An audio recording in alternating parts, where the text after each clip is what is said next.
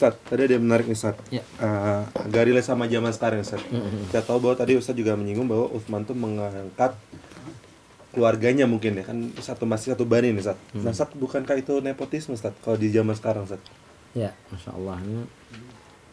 Memang belakangan muncul tuduhan itu Mas Thorik ya kepada sahabat Utsman bin Affan yang mulia ini. Jadi memang beliau punya kebijakan pemerintahan itu kita sampaikan tadi itu bagi dua, ada kebijakan dalam negeri, ada kebijakan luar negeri. Kalau dalam negeri ya beliau tunjuk muawin atau wazir semacam perdana menteri lah ya, itu untuk ngurusin masalah-masalah yang sifatnya intern. Nah di antara wazir-wazir itu yang paling dekat apa sekarang mungkin Mensesnek kali ya, sekretaris negara gitu, itu ya, Marwan bin Hakam termasuk masih kerabat beliau. Jadi untuk yang urusan yang dekat justru kerabatnya gitu. Nah kemudian gubernur-gubernur ini itu juga sama, adalah masih klan keturunan Bani Umayyah itu, yang terhitung masih kerabatnya. Ini kita catat ya beberapa, seperti misalnya untuk gubernur Syam itu berarti Yordania, Syria, Palestina, wilayah-wilayah sana. Itu yang ditunjuk adalah Abu Sufyan. Ya, Abu Sufyan ya jelas sekali Abu Sufyan adalah keluarga yang ibaratnya dalam tanda kutip pentolannya Bani Umayyah, Abu Sufyan gitu. Ya. Terus di Basrah ya, Basrah dekat Irak sana, yang sebelumnya adalah Abu Musa al-Asy'ari diganti oleh Abdullah bin Amir. Ini masih sepupuan dari Utsman bin Affan. Itu yang menggantikan gubernur Basrah. Kemudian Kufah juga masih di wilayah Irak sana. Dulu adalah Sa'ad bin Abi Waqqas, diganti dengan Walid bin Uqbah. Itu masih saudara tirinya Utsman. Masih saudara tiri ya. Kayak politik dinasti ya Ustaz. Kalau zaman sekarang juga istilahnya. Ya. Kemudian ternyata Walid nggak beres nih. Diganti lagi. Siapa yang menggantikan? Sa'id bin As, masih sepupunya Utsman bin Affan. Begitu juga di Mesir. Di Mesir dalam periode Umar bin Khattab adalah Amr bin Al-As.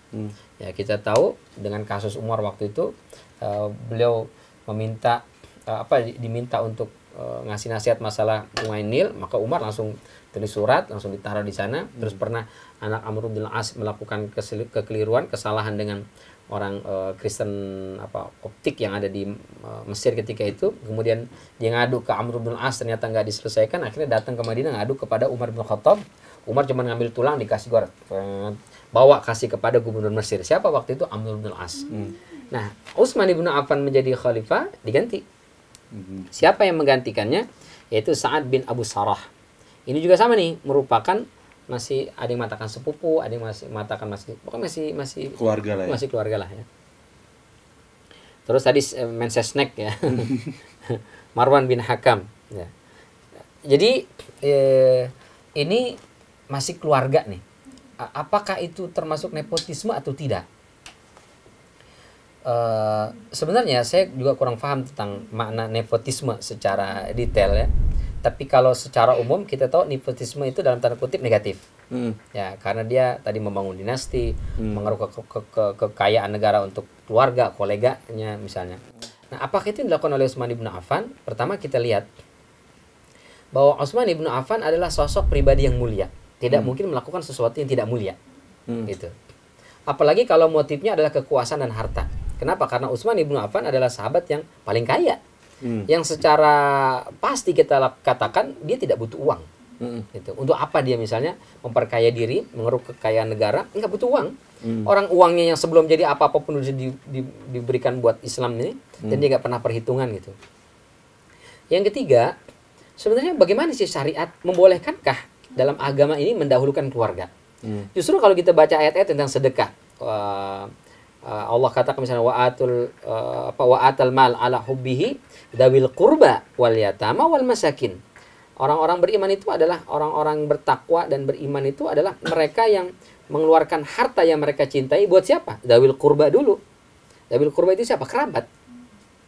Kerabat dulu, baru anak yatim, baru orang miskin, dan seterusnya. Maka itu sampai para ulama mengatakan siapa orang yang paling berhak mendapatkan perhatian dan bantuan kita adalah orang terdekat. Ya, siapa yang paling berhak mendapatkan nafkah dari kita? Kalau laki-laki misalnya istri. Terus siapa lagi? Anak, adik, kakak, orang tua, ya, atau orang tua dulu baru adik kakak. Kerabat dulu yang terdekat itu yang kita utamakan. Jadi secara prinsip agama itu mengajarkan dalam tanda kutip nepotisme bermakna positif. Apa maksudnya? Kepedulian. Bahwa orang yang harus kita pedulikan adalah orang terdekat. Kalau semua orang peduli dengan orang terdekatnya, maka tidak akan pernah kita temukan orang-orang terlantar.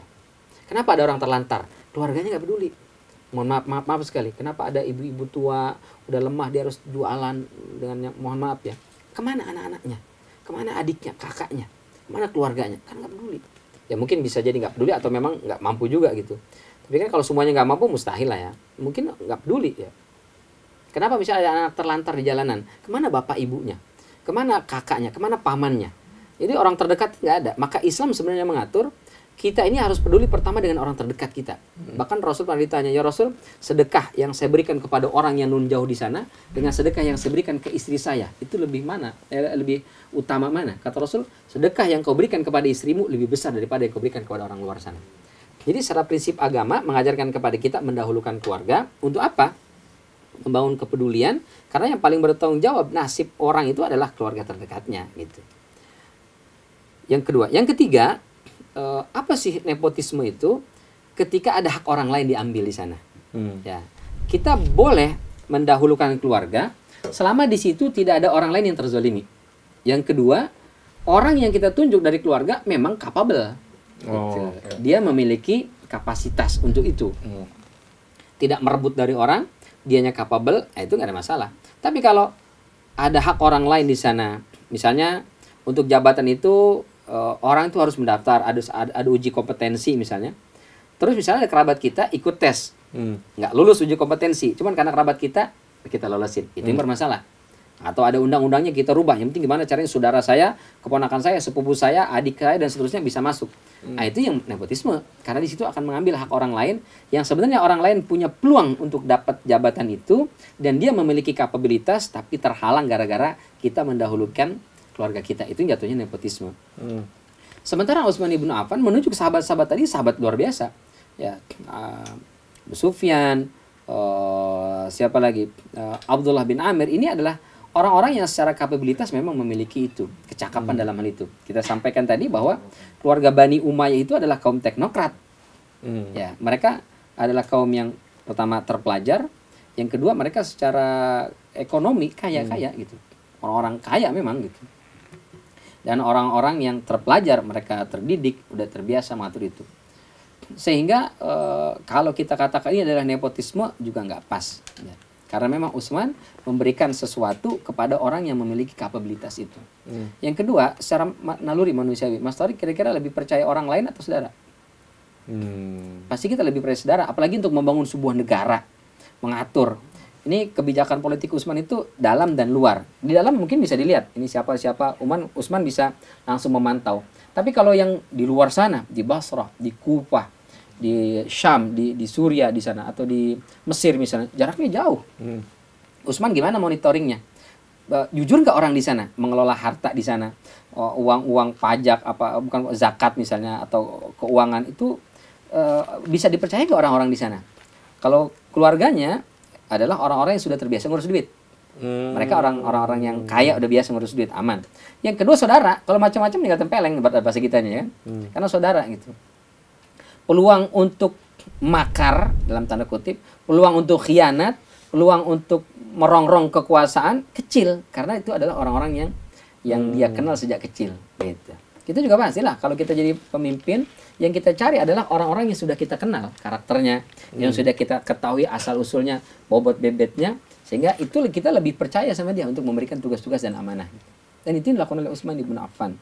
Jadi boleh nggak boleh selama dia memiliki kapabilitas. Tidak ada hak orang lain yang kita ambil, tidak ada jalur hukum yang kita terobos, ya, yang kita otak-atik, maka itu tidak nepotisme, itu boleh, sah, ada masalah.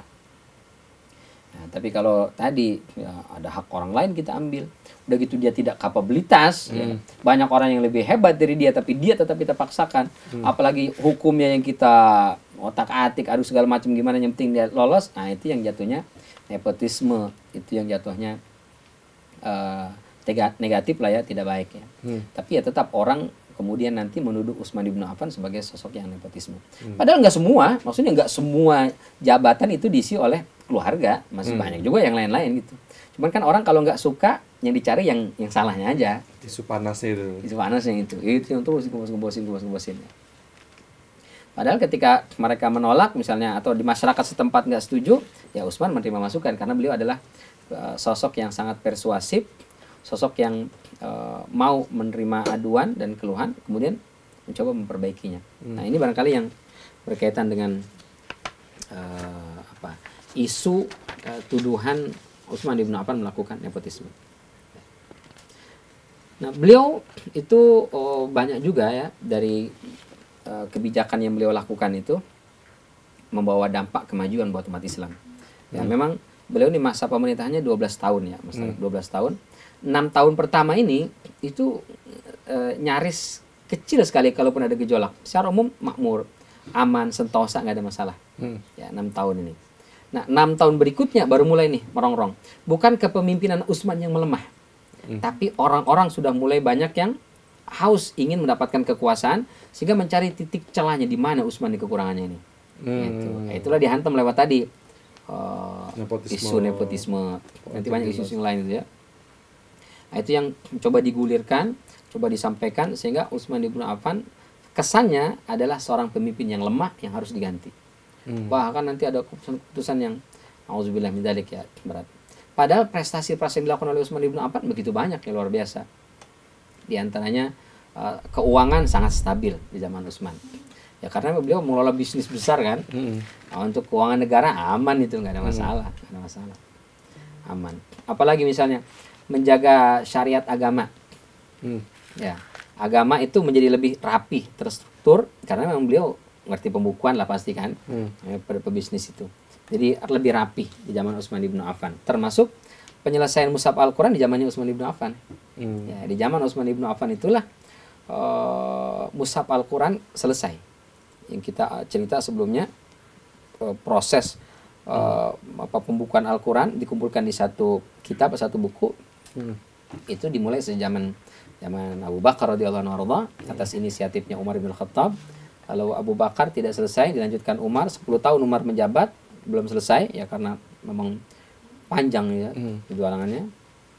Di zaman Utsman bin Affan baru selesai. Kenapa di zaman Utsman selesai? Pertama karena sudah perjalanannya panjang itu. Udah di masa Abu Bakar dimulai, proyeknya dilanjutkan di masa Umar, di Utsman tinggal finishing. Satu. Tapi bukan berarti Utsman nggak ngapa-ngapain.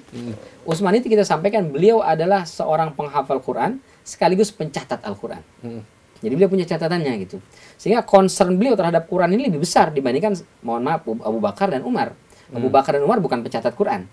Beliau tidak mencatat punya waktu banyak untuk mencatat wahyu-wahyu yang turunkan. Utsman bin Affan mencatat, jadi punya catatan Al-Quran secara pribadi gitu. Jadi sahabat itu punya catatan-catatan pribadi tentang Al-Quran kayak Zaid bin Thabit, kemudian Ali bin Abi Thalib, kemudian Utsman bin Affan, Ubay bin Ka'ab dan sahabat-sahabat lain, mereka punya catatan-catatan sendiri dan itu yang mempercepat ya proses pengumpulan Al-Quran di masa Utsman bin Affan. Terus juga di zaman beliau banyaklah kebijakan-kebijakan diantaranya adalah Masjid Nabawi direnovasi. Ya. Karena kondisi sudah aman, keuangan stabil, mulailah pembangunan biasanya gitu. Itu pemimpin yang dicontohkan oleh Utsman bin Affan begitu. Jadi keuangan sudah stabil negara, nah barulah masalah bicara pembangunan. Tapi kalau keuangan belum stabil udah ngurusin pembangunan akhirnya habis kesedot ke sana. Nah, Utsman bin Affan beliau punya perhitungan yang matang mana pos-pos yang mesti didahulukan, mana yang tidak didahulukan ya. Selanjutnya misalnya kebijakan-kebijakan beliau terkait dengan kekuatan militer, ekonomi, itu sih sebenarnya lebih melanjutkan apa yang dilakukan oleh Umar bin Khattab. Ya. Umar sudah punya kekuatan militer yang diutus ke sana, ke sini, Utsman tinggal melanjutkan saja. Ya. Terus juga kekuatan ekonomi juga sama, sistem Baitul Mal wa Tamwil itu sudah ada ya sejak zaman Umar bin Khattab. Utsman tinggal melanjutkan. Cuma ada kebijakan-kebijakan baru seperti misalnya kalau di zaman Utsman itu non muslim boleh minjem duit ke BMT. No. Non muslim gua punya duit nih, mau butuh apa segala macam, minjem duit bisa. Zaman Utsman. Zaman Utsman bin Affan. Itu kebijakan baru. Selama dia berada di wilayah kekuasaan umat Islam, maka dia punya hak yang sama kata Utsman. Kenapa hanya umat Islam saja yang boleh meminjam uang dari Baitul Mal? Maka yang non Muslim selama dia adalah warga negara, dia punya hak juga. Gitu. Meskipun nanti belakangan itu jadi isu juga tuh, ya. Dijadikan isu sebagai apa namanya, Utsman ini terlalu longgar, masa orang non Muslim pinjam uang umat Islam, gimana ceritanya? Padahal itu dari bagian dari pembangunan ya sah-sah saja. Nah, yang penting dia apa namanya, bertanggung jawab mengembalikan uangnya, maka ya nggak ada masalah kan sebenarnya. Ya. Sementara mungkin dalam tanda kutip boleh jadi ada Muslim tapi nggak amanah dia kan. Minjam duit sih, waktu minjamnya sih melas, sekarang belum makan 3 bulan. Tapi setelah itu nggak tahu kemana ngilangnya kan. Atau malah lebih galak gitu ya. Begitu ditagih lebih galak kan dia. Jangan sampai lah gitu. Itu oknum lah, oknum ya. Muslim yang baik juga, yang jujur juga banyak. Yang dia pinjam uang, setelah itu ya dia bertanggung jawab untuk mengembalikannya. Yang jelas Baitul Mal wa Tamwil di zaman Utsman ibn Affan itu diberdayakan bagaimana supaya kesejahteraan seluruh warga negara terpenuhi. Gitu. Baik dia Muslim ataupun non-Muslim. Nah, ini diantara kebijakan yang dilakukan oleh Utsman ibn Affan, sehingga kesejahteraan sebenarnya sudah apa namanya, dirasakan oleh semua orang. Ya, cuman biasanya begitu, orang kalau sejahtera ada tuh mikir macam-macam gitu. Yuk, kapan orang nggak mikir macam-macam? Karena kalau kebutuhannya belum terpenuhi kan gitu. Jadi kalau kita kebutuhan belum terpenuhi, kita mikirin masalah kebutuhan kan. Tapi kalau sudah kebutuhan terpenuhi, mulai itu mikir apa yang harus saya lakuin sekarang ya. Ini udah, itu muncul gitu kan. Itu yang terjadi zaman Utsman. Secara kehidupan masyarakat itu sudah mulai mapan tuh, sudah mulai ini. Disitulah mulai itu muncul. Ya, ini kayaknya bisa kita rebut nih, ini bisa kita ambil nih. Karena pergolakan musuh udah nggak ada. Gitu. Kecuali kalau zaman Umar kan masih ada musuh, apalagi Abu Bakar kan, ada yang murtad, ada yang apa, sehingga orang bersatu untuk memerangi itu. Sekarang itu nggak ada. Udah stabil soalnya. Nah, disinilah muncul permasalahan. Kalau kata Bung Karno kan gitu, dulu saya berjuang berperang mengusir penjajah. Nanti kalian berjuang dan berperang untuk sesama kalian ya gitu. Kenapa? Karena kita udah nggak ada musuh. Iya, betul. Ya, dan manusia nggak tahu kenapa demen banget nyari musuh. Nggak, musuh nggak asik gitu. Kayaknya hidup kalau nggak ada musuh tuh nggak asik gitu ya. Ada jadi cari musuh.